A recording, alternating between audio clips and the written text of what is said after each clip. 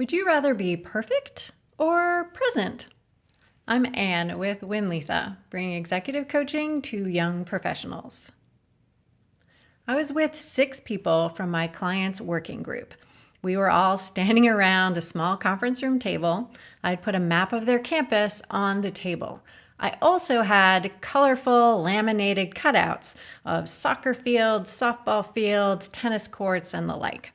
This was going to be an exercise for us to explore new ways to support outdoor sports and recreation. We had just started putting some of the cutouts on the map when my primary client contact looked at me and said, "We need another football practice field." I immediately felt panic. I did not have a cutout for this. I had not anticipated this. In that split second, my inner self-talk judged the whole thing a failure and a waste of time. However, externally, I wasn't getting any indication of judgment. In fact, the group seemed to really get into the exercise. So I took a deep breath, let my creativity kick in, and I simply pulled paper from my notepad, tore it into about the size of a field, wrote football practice on it, and gave it to my client. He took it happily and started to play with where to put it on the map.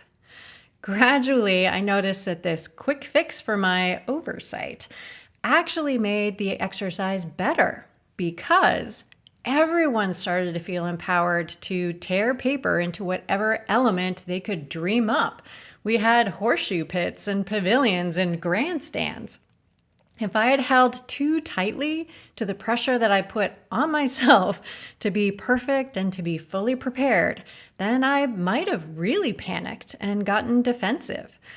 But I acknowledged that I wasn't perfect and that my value wasn't in being perfect, but in supporting my client's experience. So we were able to have an incredible session. Here's an exercise for you to strengthen your mindset muscle.